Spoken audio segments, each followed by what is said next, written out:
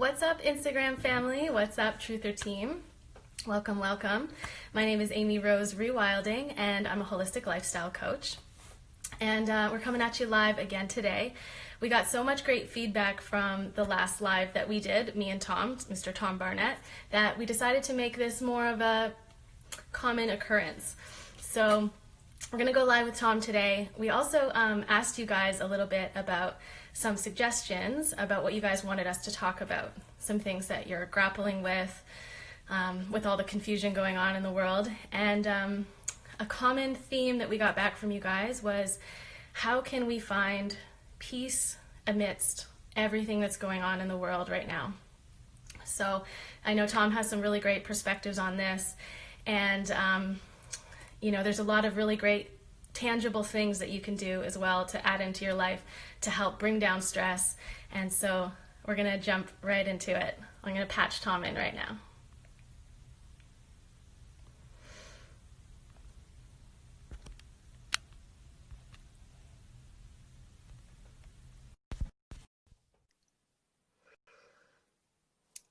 Tom is joining us, just coming through cyberspace right now.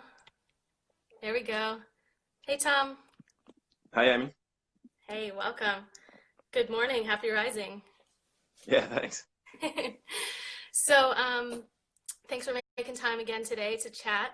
As you know, we polled our audience to ask them a little bit about what's going on for them right now. What is it that they're grappling with? And one of the main themes that we got back was, how can we have peace with what's going on in the world right now?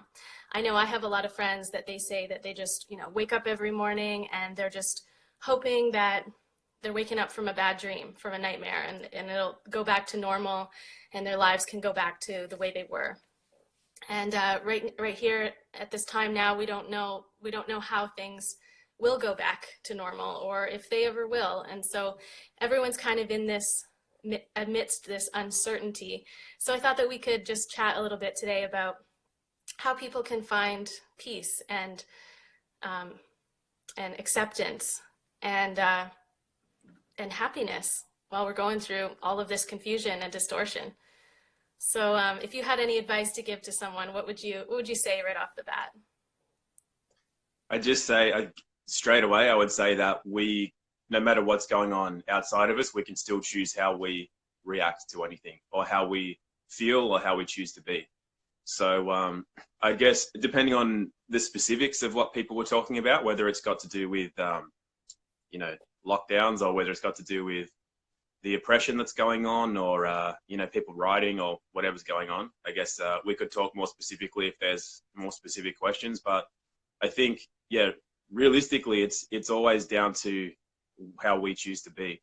So I have friends too that are getting we live in the same place, but like, I feel really good and they feel really not good at the moment. So some people might then say, well, isn't that a bit ignorant? Like, isn't that just ignoring what's going on, right?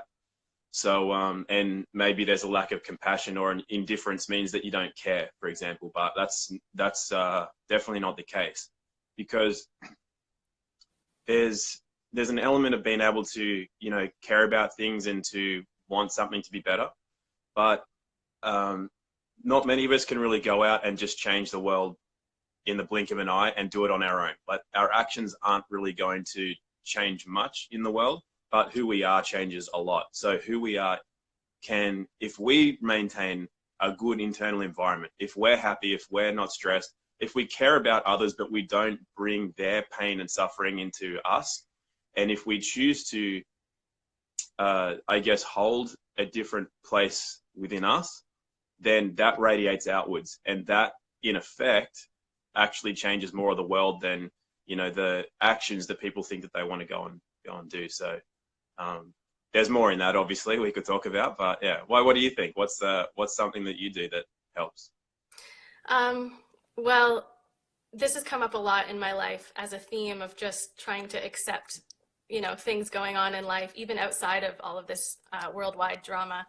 And that is just contemplating acceptance and, knowing that we're going to be going into this together, that collectively, we're going into this together. And whether you believe it or not, I feel that when we came into these bodies, when we incarnated here, we knew that we were going to be going through this time right now. We knew that, things were going to get a little bit crazy, and that we wanted to be here, and so that's, it's a little bit part of the warrior spirit as well, which I often talk about. You know, the warrior, it's not necessarily what people think. It's not someone who fights. The warrior spirit is embodied when you commit to continually getting back up again and recentering yourself, aligning yourself, and forging ahead on the path. And so kind of contemplating that warrior spirit, and also acceptance of what's happening, and that, hey, like, buckle up, we're going to be going into this together. And it might get really weird before it gets better. It might get really crazy. We might have to go through things that we never thought we would have to, but just to kind of contemplate acceptance, yeah. Yeah, for sure. Mm-hmm. Yeah, well, it's also, I agree with what you just said. And one of the things that I think people might not realize is that we're never given anything that we can't handle. We're given things that stretch us, but we're never given anything that we can't handle. So if you're in this lifetime and we're all going through this together, like you said, there is no part of us that can't handle it. There is only the degree of what we might think is discomfort or like inconvenience of having to change our ways, but that's only an aversion to change. It's not that we can't handle whatever it is that we're heading into. So I think if you can kind of grasp that, it can give you a little bit more peace and understanding and acceptance, like you say, that this is how things are or are going to be, and we can handle it. It's well within our capabilities. It's just a matter of a bit of a switch in the mind. And I've always in dealing with people's health journeys, for example, I see so many people that have slipped into a bit of a like some kind of health issue, and they're just there's so much in that. If they were to allow themselves to slip into it and to be in that, there's so much to learn and there's so much you can grow from. But they literally have their back turned on it and they're scrambling to get out of it. It's like they're on this edge of like a bowl or something you're about to slide into, and they're just trying to scramble. So they've got their back turned. They're completely unable to accept the gifts of what lies in this new kind of realm for them. And they're living in fear and anger and everything else because they're trying so hard to get back to what was comfortable for them. It's not even necessarily better. They don't know that this new way of being or this new world that they could enter into is not infinitely better than the one that they had. But most people just have that, it's not in, and they resist it very heavily. But as soon as you let go of resistance, like there's that old saying, what you resist persists. And if you let go of that resistance, you generally find that everything is just totally fine. So this is one of I think I've been through enough different things in my life that I don't resist anything anymore. If we were to lose everything that we think is normal now, tomorrow, if we were to lose it, I'd be like, all right, what's next? And I'd just walk straight into it. I wouldn't be, fearful or unhappy or whatever. And maybe not everybody has that mindset yet, but it's just that's partly a choice, and we all have the ability to choose that as well.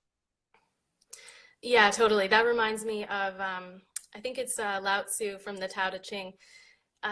Goes something like, the fish that swims upstream its whole life, just swimming, trying, working. If that fish would just relax and see where the river might take them, it might take them to a really great place, so what you resist persists. So sometimes maybe just like completely letting go and going, okay, we're going to see what's going to happen here, Yeah, definitely. And it's an uncomfortable process.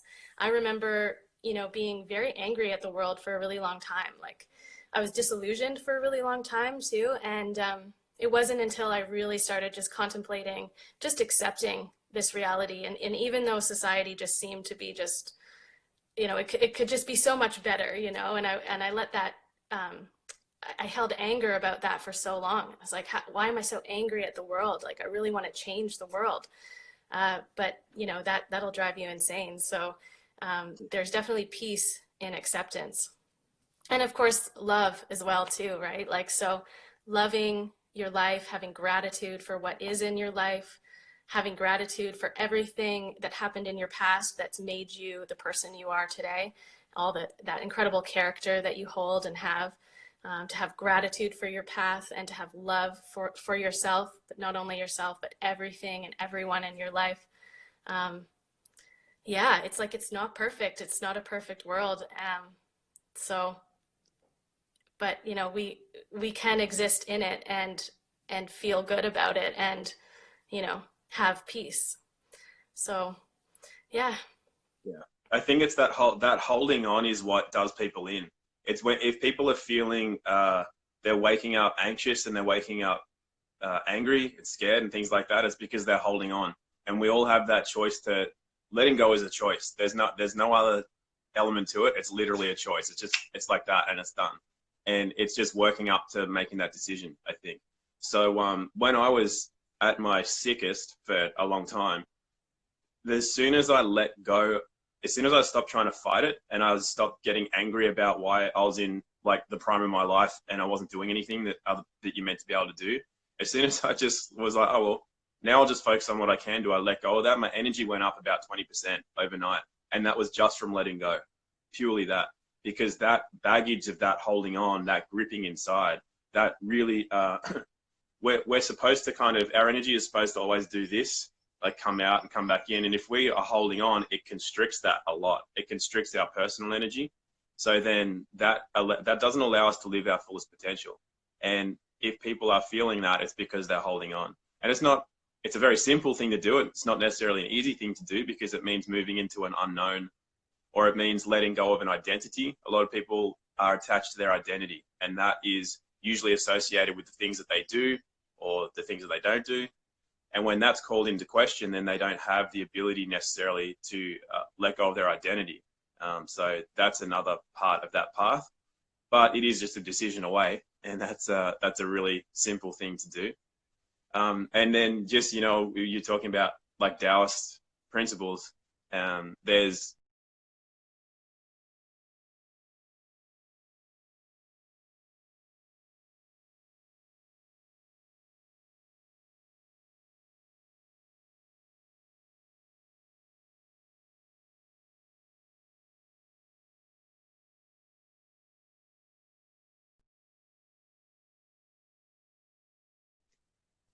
you there? Hey, sorry You about went that. like you I'm went. back. So there's no such thing as better or worse. There's only to the ego is better and worse. To your higher self, there's only just a different experience. So one of the teachers I had early on used to say that, you know, let's say your plan for the day is that you're going to go and see your friends. You're going to get in your car and drive to the park, and you're going to go and see your friends. But you go to where your car is parked and it's not there. It's been stolen.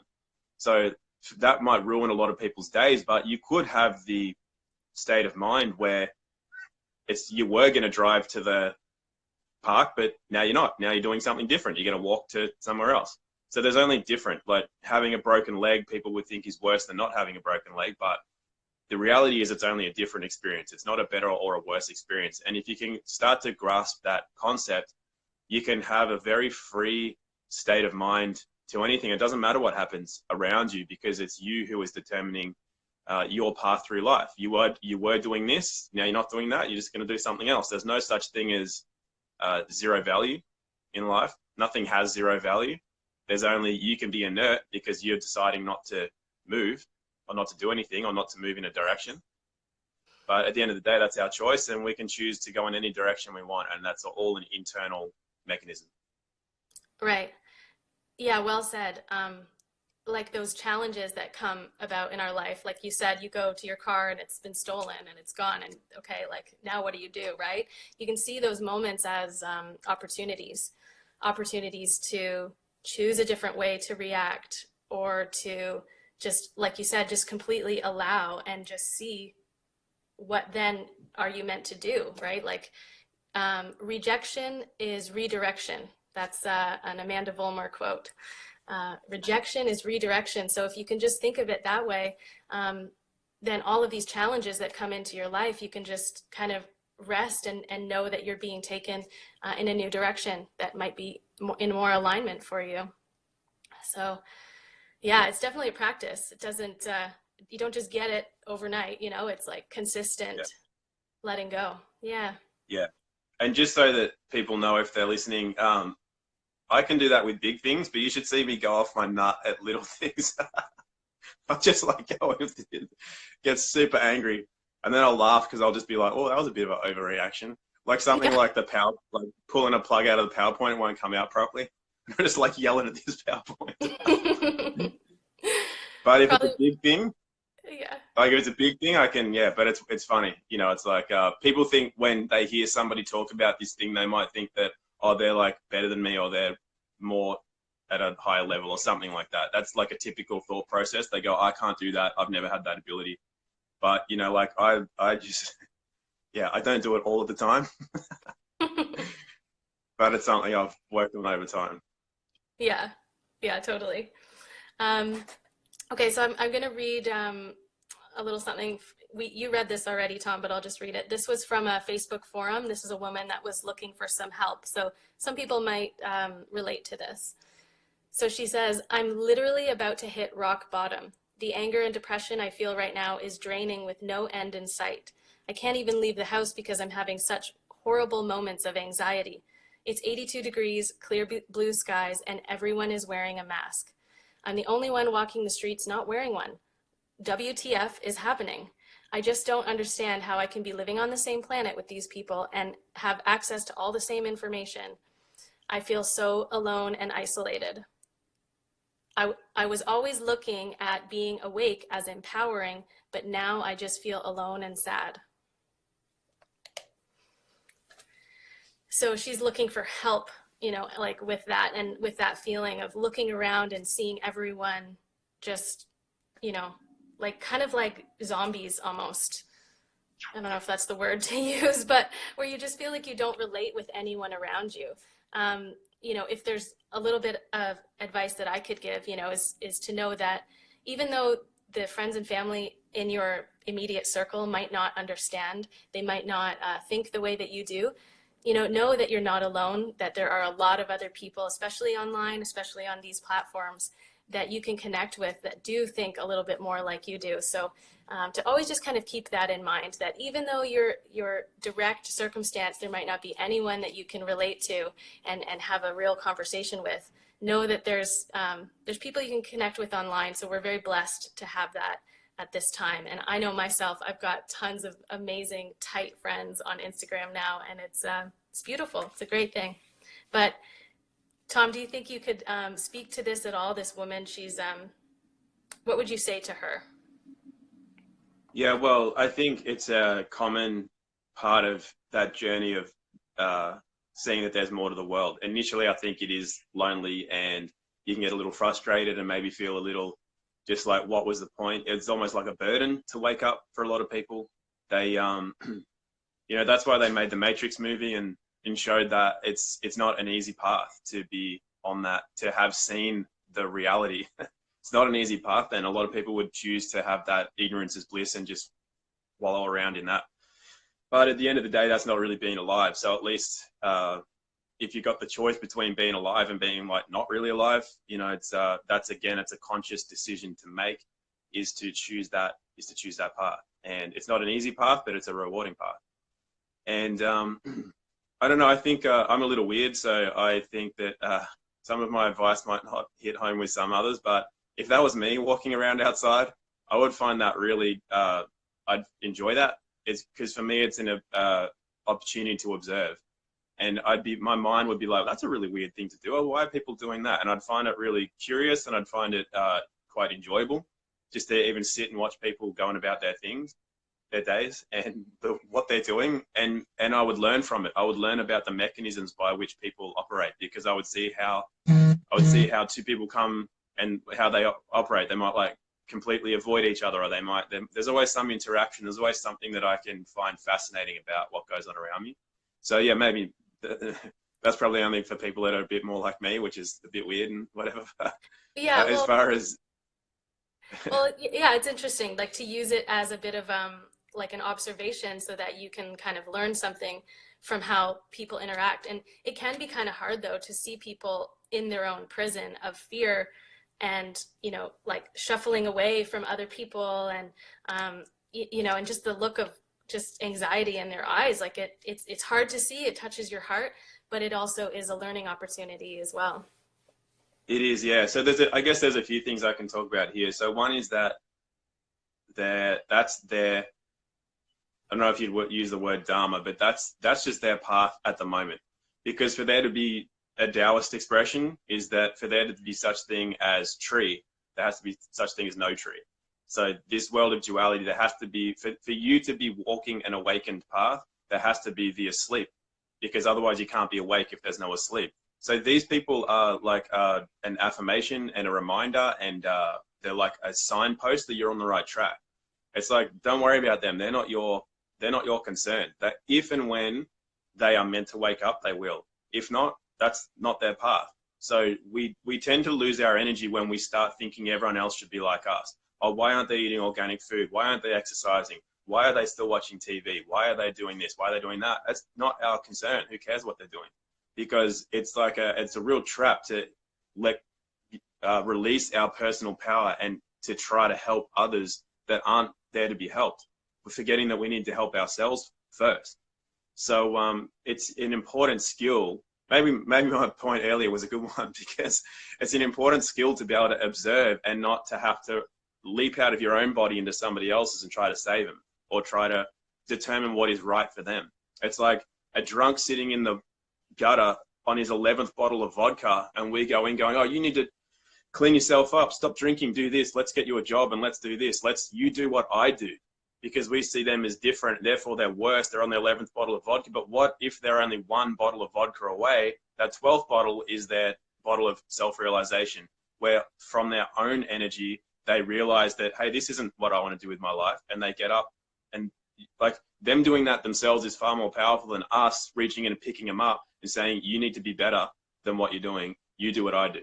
That's the ego wanting to do that. That's not coming from a higher perspective. And also, I guess, so that's the losing your energy part. I can't remember what all my points were. I had like 5 in my head. I was like, I don't know. But, well, I guess as well, we just need to be a bit more accepting of the way things are in general, and to not have to try to fix everything, including ourselves, and just to see kind of like to sit for a bit, and then to not, I think the main point about this lady who's having the problems is that it's, if you have the mindset that nobody else understands and that there's nobody else around, you'll pretty much create that, because you're becoming very insular. Like I'm an insular kind of guy. I'm just more introverted and I'm quiet. I like to observe. I generally don't like talking a lot, but unless it's somebody I like talking to, like you. But it's like I don't generally like to do a lot of that. So, but I'm not repelling things. So it's not my nature to want to go out and hang around a lot of people, but I don't repel that. So what this lady sounds like she's doing is she's closing off the possibility that there are a lot of other people around that do understand a bit more about the way the world works. And, you do that and you will repel things. Like you said, there's a lot of people around, especially online. That's one way you can start to find your tribe, so to speak. And we do need that as humans. We do need our tribe. We need to feel that we're a part of something and a group maybe that understands us, and maybe online is the place for that at the moment. But if you do walk around in a depressed way, thinking that these people aren't around, you're not going to find them. You have to be open to it. So if you close yourself off, you're not going to find stuff. If you open yourself up, then in one way or another, you're going to find it. And I think that's probably the best bit of advice I could give. Yeah, sorry, I just talked for ages there. What do you have to say? That's okay. No, that's great. Yeah, I don't know. Well, exactly, like you do have to accept that some people aren't ready in this lifetime to take that next step, and you just have to accept it. And yes, having those groups online are just so important, because it's important to not really feel crazy as well, right? Because when you start to see things more clearly, you kind of look to the people around you and you say like, well, don't you see that too? And when they don't, you can start to think that you're crazy. And so it is nice to meet a few people, and we're very blessed to be able to connect online in the way that we do. So I think it's important to just remember too that the world is not getting worse. It's just that the veil is being lifted on the deception, and that the masses are now better able to see it. So the world's not getting worse. We're just seeing it more, because this has been going on for a really long time. Something else we could kind of chat about are cycles, right? There's all these cycles in life. We see them everywhere, and we're going through another cycle. I think, I believe the Kali Yuga, which, don't quote me on this, I think it's 26,000 years. We're coming to the end of it in 2025, and that's the Dark Ages. And so we're meant to be going into a new cycle, going up, and eventually getting into a golden age, which who knows what that will mean, but maybe it'll be more like a utopia where everyone's taken care of on earth, and everyone is embodying their highest God potential, and living out, lives, and just, having a really good time here, right? Who knows what the golden ages kind of look like. But I think that if we can remember that there are cycles in life and all around us, and just to know, okay, accept, we're going into a cycle, and that there is peace in that as well. So I don't know if you have anything to kind of comment on cycles. Yeah, just to not just to accept it, but to honor it. So I used to always say that if people have this belief system that things should be different than the way they are, and they don't accept the way that it is, that's an internal hell. So imagine if your belief is that the sun should shine all of the time, and then so for 12 hours of every day, well, depending on where you live, but for where I live, 12 hours of the day, it's nighttime, right? So at nighttime, the whole time, that whole 12 hours, you're there just depressed, angry at the fact that the sun isn't shining, because you believe it should be sunny all the time, and you don't firstly accept that it's not sunny all the time. There is such thing as night. And second of all, honoring it. That's a higher place to come from, is not just to accept, but to honor. And, I know a lot of girls, they dishonor their menstrual cycles. It's annoying, and it's an inconvenience, or it's a pain it's a pain to have a certain, for a week of the month or whatever, they don't like that, but that's not accepting it. So that brings in more internal stress than is necessary. That could be alleviated just by accepting. But then to go above that and to honor that, that's another thing altogether, that not only do you not feel any negativity, then you actually feel a great degree of positivity in honoring an element of the cycle. So if we are in this age, whatever age we're in now, if we don't honor that, we're doing ourselves a disservice. And we're also giving a disservice to whatever higher power, whether it's our higher power or a power outside of us, decided that this is where we need to be now. It's like a slap in the face. It's like, to not honor that, and to not be here in the capacity that we can be here now. Yeah. Really good points. I have someone in the chat here, my friend Jeff, he brought up a point. He said, it seems like we're heading into this new world order of enslavement. How can we accept that? He has children, and, he wants to have a good world for his children, and I really do feel for a lot of people that have young kids right now, and how uncertain the future feels for them. Personally, I think that these things that are happening are like a power grab. It's like the last grab for control, and that we're seeing the unraveling of their stranglehold on the world. So personally, I guess I believe that, yes, it's going to get a little bit weird, but I do think that that the pendulum is now shifting to the other side. These individuals, these dark forces, the cabal, the elite, the deep state, whatever you want to call them, that they've been in power for a very long time, and that now it's going to come, like, I think it's at the end. That's my personal belief. But it will get weird. They're going to fight. They're going to fight on their way out. But I think that, I don't know exactly what's going to happen, but I think that we're going to go back to some traditions. We're going to go back to working the land. We're going to go back to homeschooling kids. and we're going to go back to real, true, strong values. So I don't know if you would have anything to say to my friend Jeff there, like, how can you accept this impending new world order? Yeah, okay. Well, first of all, you said it before. It's not new. It's been this way for ages. It just hasn't been as obvious. There's a lot of us, like I came around when I was about 15. I saw all this. I already knew something wasn't up when I was a little kid, but then when I was 15, I'd figured most of it out, including, this started with the schooling system, and I'd won a full academic scholarship to an expensive school that I was in. And when I was 15 or 16, I'd figured out what they were doing. So I made sure I graduated with straight C's, and then just to bring the school down a little, because I knew what they were doing. And anyway, that was just something that I thought was funny at the time. But yeah, anyway, look, it's always been this way. It's nothing new. People will always woken up at various stages in their lives and seen what is really going on. And 2020 is no different to like 1620. They were doing it then, and they were doing it before that. So it just looks a little different, but the mechanisms have always been the same. And the internal feeling, I guess, is always the same to somebody who wakes up and sees what is going on. The point I'll make now is what I was going to say about that other lady, is that if you see that people around you are acting a certain way, or they're fearful, or they whatever they're doing that is not to our liking, it's not that we need to go out and grab them around the shoulders and shake them. It's if we allow that to, I guess, affect us in a way that we then emanate fear as well, it just makes it worse.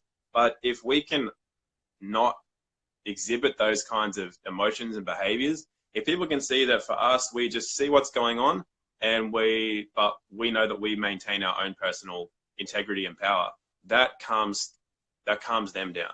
So that, I keep saying in a lot of different interviews and things, I've always said that is the thing that's going to actually have the biggest effect, is that we master ourselves. If we have mastery over ourselves and our state of being, that will affect tens of thousands of people around us, not just one. We don't have to go shaking people and telling people to stop and whatever. And if we don't have that level yet of ability, it just means we're not there yet. I know a lot of people that want to change the world and do things, but they're not at a level yet that can change the world. So, and they're kind of going about it in an opposite way than will actually have an effect. So my advice is just to cultivate as much as you can your own inner state of strength, and where you're unperturbed. Doesn't matter what happens around, doesn't matter what new legislations come out on the news about control states and police states. Doesn't matter. No matter what comes your way, you're just always Mr. Even Keel, And then that way, that affects those around you, especially your kids. When kids are young, from 0 to 3, especially the mother's nervous system is essentially the kid's nervous system. So if the mother is scared, this kid's scared. The mother is like, everything's fine, the kid's fine. So that's up to about age 3 before that nervous system starts developing further. But it still maintains that way right up till about age 18 and age 21, actually, when the ego fully develops. Their perception of the world is based largely on your perception of the world. So as a parent, part of that great responsibility of being a parent is to be like the reality for your kids. So it doesn't matter if the house is burning down around you. It's like, if you're freaking out, they'll freak out. But if you're just like, it's okay, kids, we're just going this way now. And as long as you're holding things, they don't care. It's like when I used to counsel people and things, they would be very distraught and upset that they've lost a job, they're going to have to move out of their house. And I kept saying, the kids don't care. The kids don't need a 5-bedroom house. They just need a loving house. They'll live in a 1-bedroom house if it's fun. If you make it fun, the kids are not going to complain. They don't need 50,000 toys. They just need parents. They just need to know things are good, and that and that's the parents' responsibility. And yeah, that can be a hard ask sometimes, I guess, for some people, but that's just how it is. So you either want to step up to that or you don't. And that lady, again, just going back to that one before we handle Jeff, if she just maintained that kind of internal state around others, she also wouldn't feel alone around them, because she can feel that she has a great power to affect people. And if they're not ready to be affected, then you just leave it alone. It's not something you need to concern yourself with. So with Jeff, I would really recommend learning a lot about sovereignty and your personal rights. People call it sovereignty, which I don't like that term, because as Mark says, you can't be a sovereign being without your own state, your own army, your own laws and all that sort of stuff. But I think people know what I mean by it. It just means being very personally self-responsible, understanding the words that you're using and are being used against you, and then understanding how to, penetrate that, because most of it's just fake. And when the question was, in a world that seems to be getting more and more, it's encroaching on us, but if you say that, it means you're accepting it. I don't accept that things are encroaching on us, so I don't use those words. I don't say that where the world's getting worse and they're going to have more control. I don't use those words because that's not my reality. I don't consent to that. I don't accept that as a reality. So my reality is that I'm just creating a freer world. And you can say that, oh, well, that's ignorant because that's not based on how things really are. But the reality is they only make offers. And if we sit back and so they might say, oh, we're taking away your right to travel, or we're taking away whatever. And if we sit here going, oh no, they're taking away our rights to travel. Oh, wow, and we just cry about it. We're making that the case. If we just say, I don't think so, then we travel, and that example applies to anything that they're offering. Everything that they're trying to say, we're going to control this, we're going to control your money, we're going to control where you can and can't go, or how you can school, you have to get vaccinated. That's all an offer. And if we accept that and we whinge and complain, but we accept, then we create that. It's not them creating it. So that again requires a larger degree of self-responsibility and internal strength. It means standing on your own 2 feet. It means taking responsibility for yourself and those in your kin, your family, your tribe. But that's also a very rewarding thing to do, because that is then moving out of this matrix world where we rely on other things to make things cozy and nice for us. And we embody that warrior spirit where we are the ones that determine our destiny, and we are the ones that determine how we walk through this life, and not others don't have that power. Yeah, exactly. In the end, the way that you respond to the world, that is the one thing that can never be taken away from you. You can have all these things stripped from you, say, like, I think it's like a story of like a prisoner about to face death. And, in the end, his response to that execution could never be taken away from him. And so, yeah, I mean, it's always how we respond. It's always our choice. And there's strength in numbers, which is, what you said, like if you're afraid of forced vaccinations, if you're afraid of our rights being taken away, I just like to remind myself, I'm like, you know what, like there's enough of us now that are going to push back, and there's strength in numbers. So it might be a little bit of a battle, but I have faith that that together we'll be able to have strength and push back on these so-called offers, as you call them. So yeah, very good stuff. So we could move into a little bit now, just a little bit about, what can people do for stress? We have real tangible stress happening, and there's a lot of things that we can do that we can, include into our life. A lot of things that are free. And so I thought we could just sort of chat about some of those things. Okay. All right. So stress. Well, that's a huge one. There's so many things you can do as well, which is great, because I guess the first thing to mention, which, you'd know from learning from Paul Chek as well, is that we essentially have like a stress bucket, and it doesn't matter whether that stress is financial or emotional or physical or whatever. The body just accepts stress as stress. It doesn't differentiate between the various types.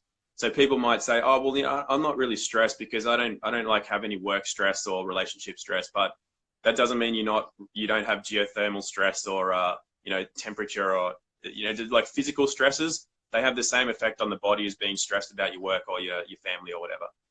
So it's important to, I guess, first of all, become aware of where stress is in your life. But regardless of that, there are things you can do that just starts to eliminate stress, no matter what the form of stress is. So one of those is making sure that you're living as much as possible within nature's cycles. So that means if you're staying up till 3 a.m. every day and you go into bed like late in the morning, and even if you're getting 8 or 10 hours of sleep, you are sleeping outside of the circadian rhythms of the body. So that's why people can still be tired and stressed even if they sleep 10 hours, because they're not honoring that natural cycle, those natural cycles within the body. They're not regenerating when the organs are supposed to regenerate in the sleep cycles. So essentially, you know, once the sun's going down, that's your time to start winding down, and you want to have like minimal exposure to artificial lights after about 8 p.m. As an adult, probably getting into bed by 10 p.m., 10:30, and rising at 6, 6:30, 7, something like that, you know. Even better is to go down with the sun and get up with the sun, even if that means going to bed at like 8 and getting up at 4:30 or 5, depending on where you live. But it's just, that's just, you know, a guide is just to, as the sun goes down, we go down. As the sun's rising, that's when we rise. We're generally more hormonally productive and energetic in the first part of the day. I know some people don't feel that. That's just because you're out of sync with the cycles and things. But, you know, doing the strenuous things, doing exercise and doing work and doing mentally, I guess, what's the word for that? That's so funny that I'm saying that when I'm talking about mentally. Yeah. Just stuff that requires a lot of concentration and mental acuity. We do those in the first parts of the day, if possible. And then, you know, the second part of the day, that's when we're doing more creative stuff, things that aren't as taxing on the body or the mind. And then that eases us into our meal time and into our relaxed time and then to our bedtime. That's kind of like the way we're designed anyway. So the more we live outside of that, the more we flip that upside down and spin it around and whatever, the more we're creating stress in the body. Other little things like just making sure we're getting direct sunlight, you know, not sheltering yourself away from the sun. It's not a massive killer ball in the sky. It's actually very helpful. Getting exposure to the back of the iris as well. It means not wearing sunglasses all the time, not wearing sunscreen all the time, all these things. That doesn't apply to some countries, obviously, but countries like ours. And grounding yourself, you know, obviously if it's freezing cold, you probably don't do that, but as much as possible and is just natural to do, is having your feet on the earth, in the water, in the sand, in the soil, whatever that might be, and hands too. Like even if you live in a city, try to like plant things in your home, have pot plants, grow something and have the soil and get your hands in the soil. It's very earthing. It's very good for us. We have this innate biological and genetic connection with earth and with soil. That can be very, very healing for people who need to de-stress. Then it's just a matter of eliminating excessive forms of external stress, such as electromagnetic radiation. You know, if you have Wi-Fi and things in your house and you can turn it off at night while you sleep. You know, try to minimize your exposure to artificial forms of lights, excessive amounts of being around, you know, electrical devices, things like that. Trying to make sure that we're not stressing ourselves with the food and the water that we consume. So making sure that's as natural and as clean as possible. And then just making the decision to be more calm and not to let external things affect us. So somebody says something that we don't like, we don't have to agree with them. We don't have to like them, but we can choose how we react to it. It doesn't have to eat us up inside. Yeah, and at the end of the day, I'm one of those people that if I don't like something, I'll walk away from it. A lot of people can't. They go, I can't walk away from a relationship. I feel secure in that. Or I can't walk away from my job. It's what gives me money. But, you know, I can. I've done that all the time. I always do that. If it's not serving me, I'll walk away because I know my lack of stress comes from the faith that I have that everything will always work out. Something will, or more to the point, something will always happen. If I quit something now or I walk away from something, one door closes, I know another will open. I don't have to fear that if that door closes, it's shut. And then I'm like, shit, I've got to try to get back in through that door. That's just not part of my makeup. I'll just go in the other direction. And that's one of the reasons I don't have much stress at all in my life. Yeah, what about you? Give us your top tips. Yeah. No, absolutely. And I love what you said just about, yeah, like the whole rejection is redirection kind of thing. And to just make decisions for yourself if you need to. Like I did, I left the city about 3 months ago, and I'm in a smaller town now, and it's, you know, it's quieter. I'm able to put my feet on the earth every day and get sunlight, and it's made such a huge difference in my life. So those are big, tough decisions, to leave a relationship, to leave, you know, a city, to choose to homeschool your kid, like whatever it might be, you know. So yeah, having the courage to make those big, tough life decisions. And like you said, self-parenting, realizing that if you let yourself, uh, you know, go off, if you let yourself get really upset about something, I mean, obviously move through those emotions, but try not to stay there, and to self-parent and to know how much of a cascade effect it has on your body, on your hormones, on that bucket of stress that we talked about. So to just take responsibility for your own reactions to the world and go, okay, you know what? This isn't worth me throwing my hormones off. This isn't worth me throwing my sleep off, because then I'm not as great for my family, and I can't be that pillar for my family, you know? So just taking responsibility for the way that we react. That's a really, really big one. And then, like you said, all of those free things, sunlight, getting your feet on the earth, and getting your hands on the earth too. Many people probably, they hold their phone all the time, right? Wanting to be up to date with what's happening. And I found after a while, I started to get like a really hot feeling in the middle of my hand.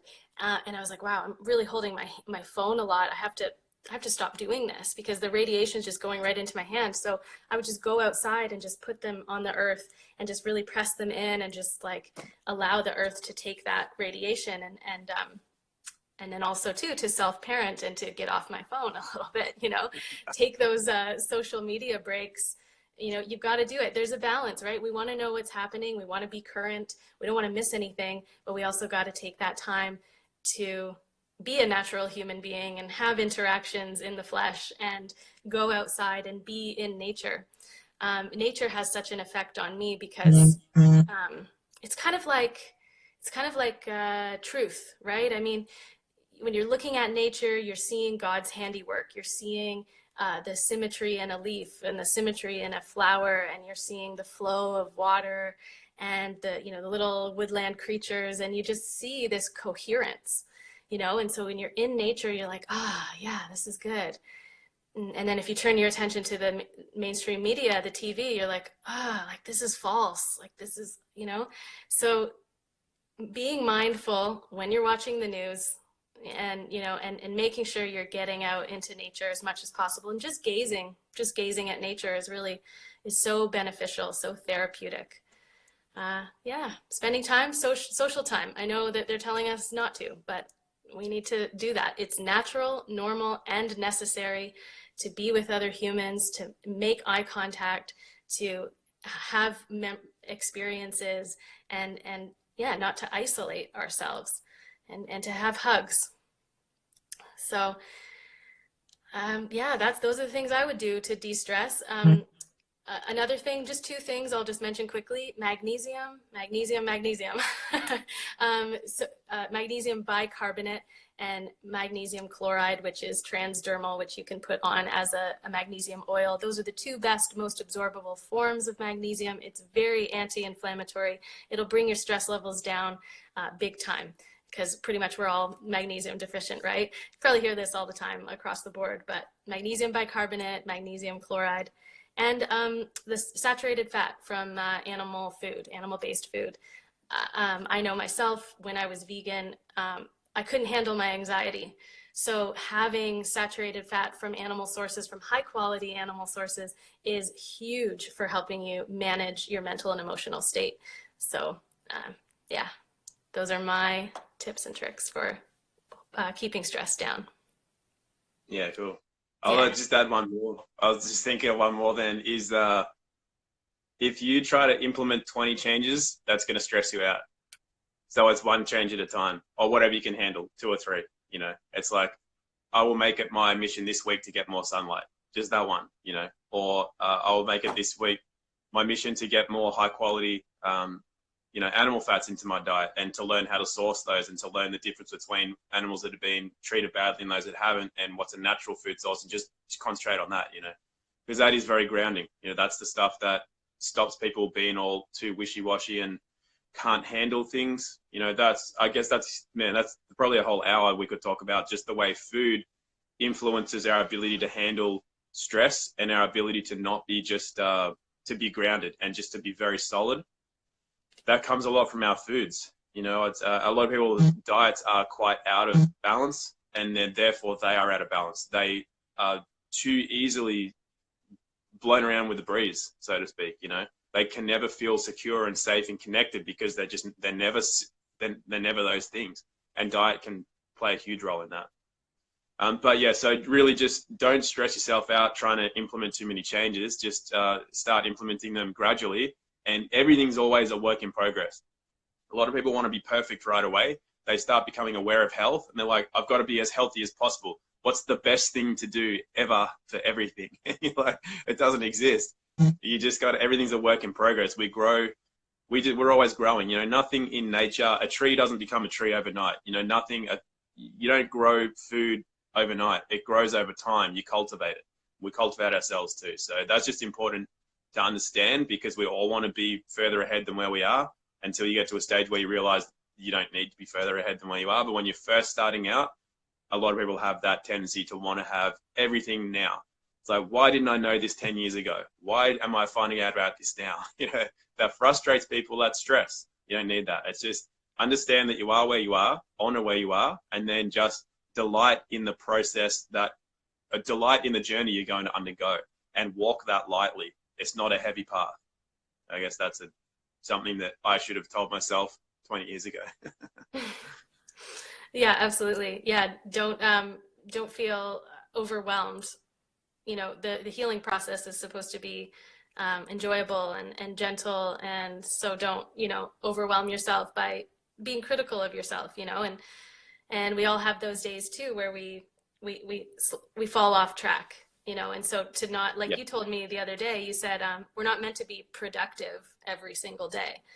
You know, like there's that whole idle theory that human beings are best, that our lives are basically that being idle is okay, and being idle is perfectly fine. Like observing life and taking it in, that's part of the human experience. We don't have to be productive every single day. We've got to take breaks, you know, and to be easy on ourselves about it, not be critical. Yeah. Oh, and also with magnesium, the act of being stressed depletes magnesium very fast. So that whole thing of keeping magnesium levels high is doubly important, not to stress you out, because that depletes your magnesium stores even faster.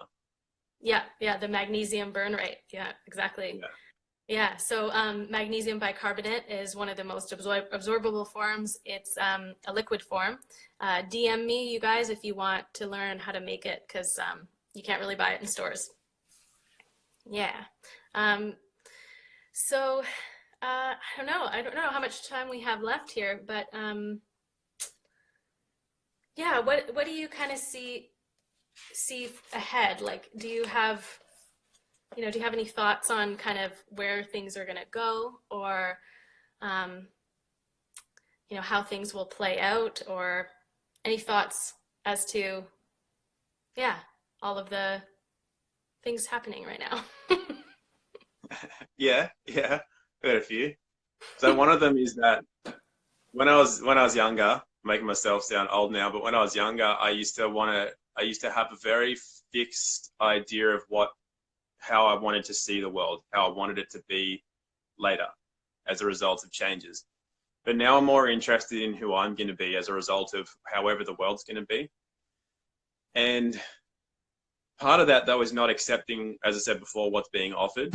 And so you might think that that's not changing the outside world, that's changing the inside world, but the outer is a reflection of the inner. So that stealing your internal resolve is what's going to actually create this a better, so to speak, external world. But I'm not really that concerned with what the world looks like anymore, what it's going to become. I'm interested. It's like, to me, it's exciting. To me, it's just super interesting. There's no element of fear or anxiety around it at all. It's actually really interesting to me. Can't wait to see. It's like, I'm really grateful to be alive in this time, because it's like, it's just super interesting. But then at the same time, something that always brings me back to being is that I love to look at the stars at night. And no matter what's going on in the world, who's apparently doing what, how many bad things are happening and whatever, those stars don't change. The moon doesn't change. the cycles don't change. There's birds flying overhead now. They'll fly overhead at the same time every day. The sun's going to rise at the same time every day.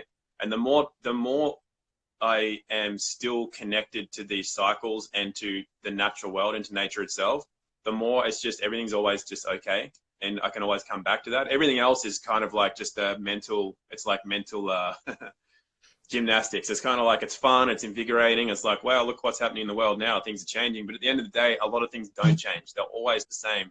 And those are the things I always come back to. And that's where I like to spend more of my energy into, which also rejuvenates me. It's not something that, is draining at all. But, around here, I guess to answer your question more specifically, I guess I'm lucky with where I live, but then again, I chose where I live. It's not like an accident that I live here. A lot of people around here are very switched on. Nobody's isolating. I mean, there are people isolating, but for the most part, the beaches are packed. There's people everywhere. Everybody looks at each other in the eye. Everybody smiles, says hello, shakes hands, hugs, all that sort of stuff. We're really creating our own lives here. And if things went bad, so to speak, this whole, what people are suggesting is going to happen, we around here would create something new. And I love to create. I love being creative. So that's exciting to me. It's like, the worse things get out there, the better it is for people like us, because that's impetus to have to change. At the moment, we don't have to change. And humans generally aren't going to change unless they have to. We'll still rely on some of the standard food supply, or the standard whatever, the standard roads, the standard this, the standard that. But as soon as that becomes too oppressive, it's like, it doesn't just squash the other side. The other side then, like I said, there's no such thing as zero value. So we only have stimulus and response. So that can be the stimulus for us to respond by creating healthier communities. So I see these things as exciting premises, because if things get that oppressive, it only creates a highly unoppressed society, because we act on that, or we react to it, and we create what we want to see and create.